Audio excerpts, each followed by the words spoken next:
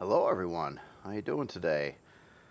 Well, I thought I'd show you what I've been working on the last couple of days, and it took longer than I thought it would. A lot of screwing around with it, but I've been working on XCaliber's challenge, and that has to do with building a Tier 1 CV.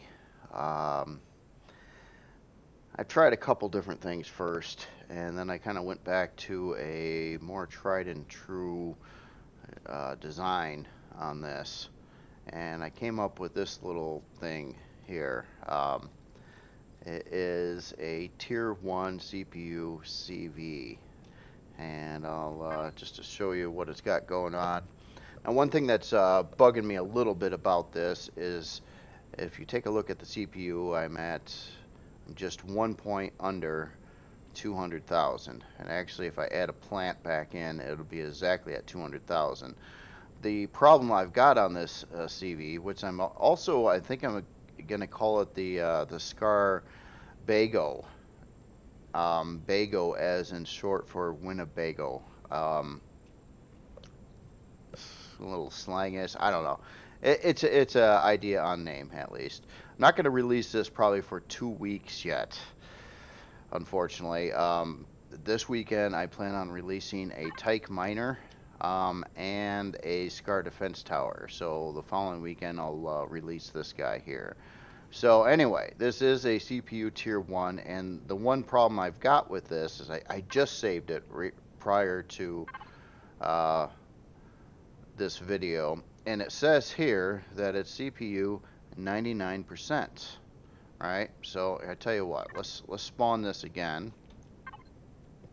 Whoops.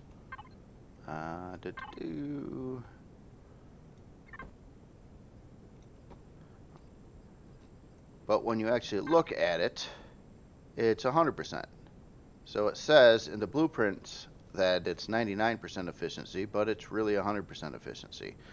So I'm not sure why that is, and why I brought it down 1 point, because I removed a plant, is just to see, maybe right at 200 it puts it into the next thing. So I thought I'd make sure it was one below that.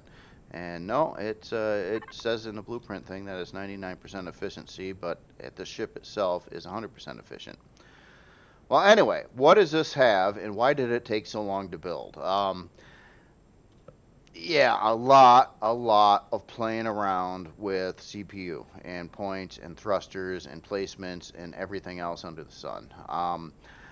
So originally I was thinking, well, maybe I'll do like a miner or a specific type of vehicle, but then I realized that at tier 1 with the miner, it wouldn't do what I would want a miner to do. It wouldn't have the storage capacity, it wouldn't have the thrust power, it probably wouldn't, maybe I'd have to sacrifice warp or other features on it that I'd want on a miner.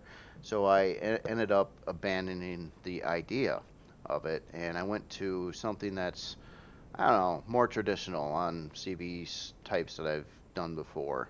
So what I did want this thing to do is be able to handle a good payload.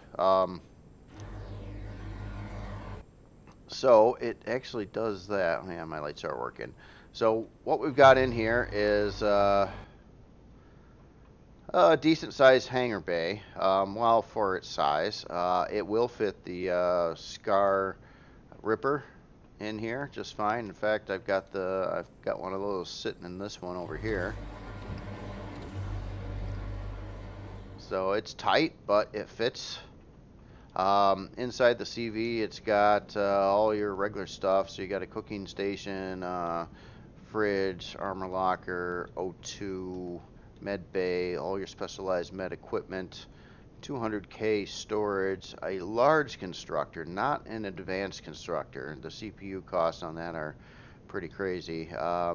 Traditional ammo box, warp drive, and pentaxid tank, gravity generator.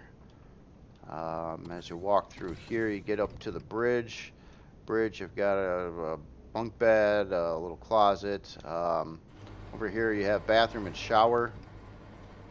Going upstairs in this elevator here gets you to the farm, so you have an 18 grow plot farm in here, again with another fridge and food processor. and going up the top, you'll get to the fairly large landing pad on the top of it. Um, and yeah, believe it or not, it's also got three turrets on here.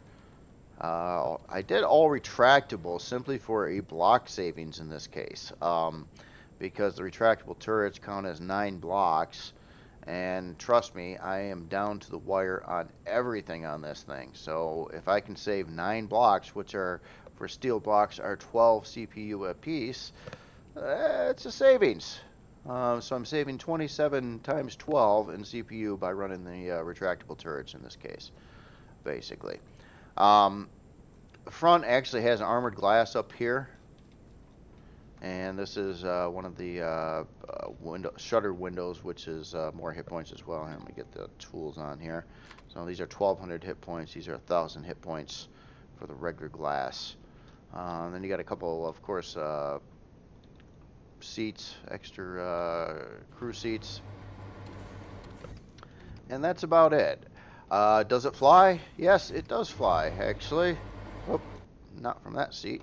So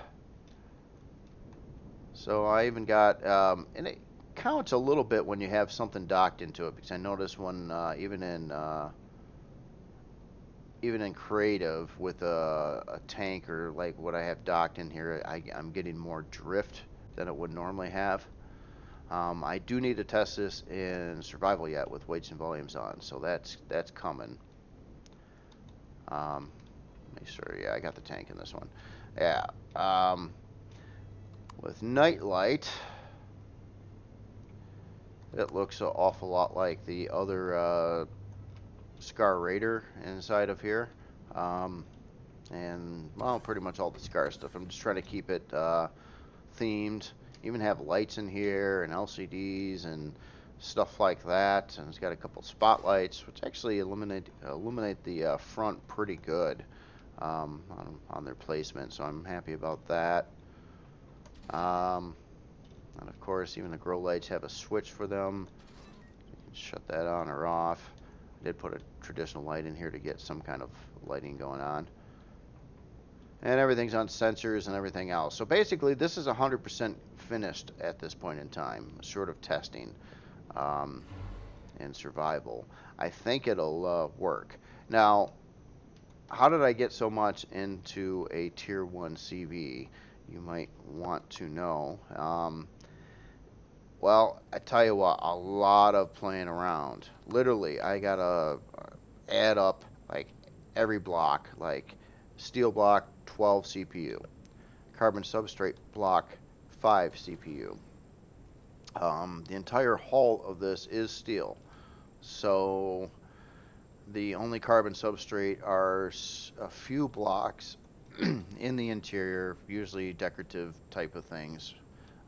So the outer shell is all regular steel. Not that steel is super tough or anything, comparatively speaking, but a steel block, it's a thruster. Steel blocks, full steel blocks are 500 hit points. Partial blocks will drop in hit points up to the maximum of, a minimum of 250, I believe. There are some blocks like these out here. I had to replace these. I had them steel originally, but I had to replace them with carbon substrate due to CPU costs, because I'm so to the wire on this thing, it's ridiculous. Same thing with this little thingy over here. These are also carbon substrate. They were steel originally, but I needed the CPU. So basically, it's got just about everything for a starter CV that I would kind of want, except for an advanced constructor. And that's a little bit problematic, because that's a 20,000 CPU change going to an advanced constructor. And another thing too, I thought about, well, should I leave this so it's upgradable? You could jump in or plop in a T2 block and then switch it over to advanced constructor. And yes, that would work. However, to really use an upgrade to go to T2, a lot of this would have to be redesigned. I don't have the capacity storage or thrust to handle much more how it sits, so you'd have to do major modifications to the ship itself to get this additional storage or more thrust power in or things like that. And it's got no place for a shield unless you plop it in the middle of your or the corner of a hangar or something. So I'm not so sure I'm going to bother even trying to make an upgrade path for this. As far as I'm concerned, it's kind of a disposable starter ship. It's cheap. It's pretty quick to build. Taking a look at that, we've got an hour and 26-minute build time. Because of the thrusters and other parts in there, it's still going to require a fair amount of neodymium, some cobalt, and some titanium rods. A little bit of sathium. That has to do with the armored glass that I'm running on the front windows. And then it's got 18 grow plots in it too. I don't really want to remove them. They're part of the airtight setup in here. And it's got 3 separate oxygen zones, one for the bridge, one for the farm, and one for the hangar. All works. I tested all that already too. So basically it's complete. Side entranceways are a little different than other ships that I've done, where if you walk up to either side over here, you can plop into the bridge, and that's how you kind of get in rather than a door that would go down from here. Now, because of this design having the farm directly above the bridge, I was not able to put in a drone hatch. Quite frankly, I don't think I would have CPU for it right now anyway, but I guess, you know, one could probably be placed in the farm on the front. It would be very weird, where you have to walk over the farm plots to launch something up like over here. So I don't know if I'm going to bother with that or not. And I'm so tight with CPU that it's just trying to just maximize, you know, what could you possibly have as a tier 1 CV at its fullest extent here. And it is 100% CPU compliant. However, the screenshot, of course, is saying it's not, and it's saying it's 99% CPU compliant, which I would say that's got to be a bug. Don't know else what to say about it. I guess when I do release this, I'll put up the CPU shot to show that as well. But that's where most of my time has gone. Yeah, I still have not started on the SVs and the alternative mining HV I wanted to build. And I'll probably work on that a little bit later today. This thing sucked a lot more time than I figured it would. Probably literally about 8-9 hours I spent on this thing yesterday. And that's after I had partial hull built prior to that. And it's just all this little farting around with CPU and how much can I do and how much is each block. I mean, when you're down to the wire where I've got like 1 CPU point available, and literally I had that used because I had a plant up there, a little planter over here, like that, and that puts you at a even. Or actually, no, it's not. What the heck? Why didn't it? Come on. I guess plants are free. That's weird. I swear they weren't a minute ago. Well, whatever. Who cares, right? As a name on this, yeah, I don't know. If you guys think of a better name, it's probably 2 weeks before I release it. Speaking of release schedules, T-Rex is going to release his supporting SV for this. Well, this is actually supporting the SV. The SV's considerably larger than this. This weekend, so I'm going to release this weekend as well. And I think I'm going to have it come stock exactly how you see it here. It's ready, CPU-wise and everything, to add a multi-turret to the back of it, right over there. But it does save costs spawning this when it doesn't. And then that multi-turret sucks up most of the rest of the CPU that's left over here. And again, get it powered up real quick. This has 16K harvest and 2K storage, plus a med bay, fridge, O2, and armor locker. And it's a pretty powerful miner. So when it's fully loaded, it still cruises along quite decently. Slows down a tad bit, but not majorly. And with nothing in it, it's very agile. So it can literally one of the climb up straight faces of rocks, and it's even more agile than the that little bike I built there. The what do I call that? The Outrunner. Yes, that's it. As in mining too, it's with its maneuverability. I mean, it does great with all these miners. You'd want to have your mining height set to around 1.5 meters, and then you have no problems mining whatever. Oh, why is this being all stupid on me now? I'll just we'll just keep going here and mine. Let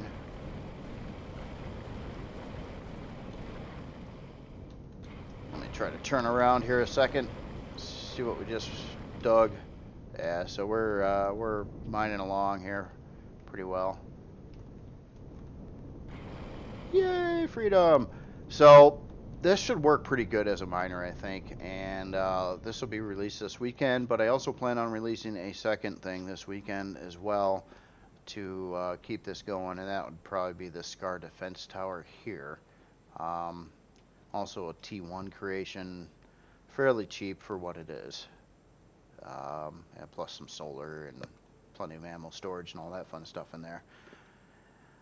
Following week, probably going to release this because for the challenge, and I might actually try to release this as well. So I'm going to have to start doubling up some releases on the next couple of weeks, and in 2 weeks time I'll probably have at least probably 3 more creations built, which would be dealing with some SVs and a HV. So that's kind of my game plan right now. And there's a couple other side projects I want to get back to too.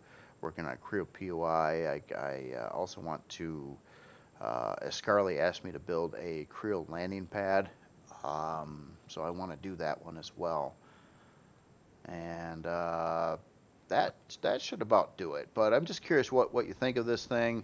If you got any better ideas for a name rather than Bago, or Skaar Bago T1, which is the official name right now. I don't know what to call it. I really don't. I'm running out of names that have to do with like Nomad and stuff like that. I've used them all before, and I'm just the rest of the names. If I look up the thesaurus or whatnot, it's just like I don't know what to call things anymore. I believe I have somewhere around 120 creations now, so I've had a couple of names for all of these over time, and I'm trying not to repeat any of them, so it's making it more and more challenging as more and more things get built. And with this faction, I just thought, with a little lure that, some dude built this on a Skaar planet somewhere and a bunch of scrap parts and stuff like that, and I just got this nickname of being called like a Winnebago, and then they just made it short for Bago, and they just went with it for the name. So that's the idea and lure behind it.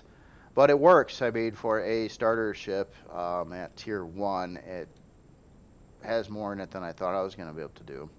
That's for sure. When you're building, too, keep in mind that if you're working with something like this, that's not intended for combat, the turrets are pretty much only for defense, you don't need hardly any strafing thrust. And that was a mistake I was making early on too, where I would put in a lot more strafing thrust, but it's like, what is the point? You got to have one though. If you don't have any, it's just gonna drift when you go around a turn or something like that. And also with the flight model, if you notice where I've got these thrusters positioned, they're as far as pretty much as far away from the center of mass as I could get them. So the center of mass is somewhere around in the middle over here. So by putting this one thruster way out on this side over here, it's giving it much better turning.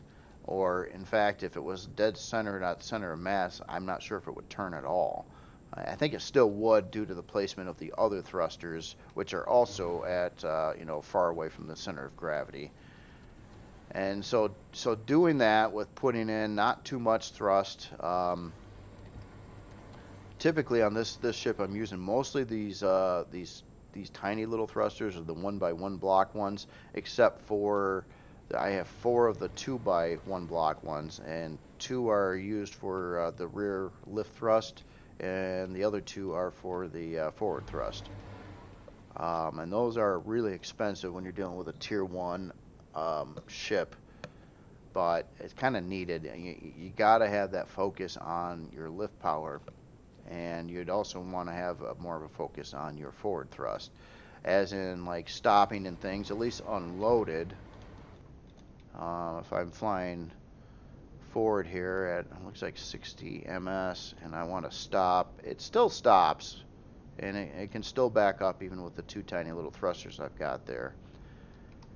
Looking at the statistics here, we're running 48 ms for your lift thrust, and actually, which is the most powerful on the ship, and the rear thrust is looks like 36. I'm sorry, 35. I think it works. Of course, you got a detector as well, so that's lovely. But yeah, so this is at least what I could figure out what can be done at Tier 1 for a CV.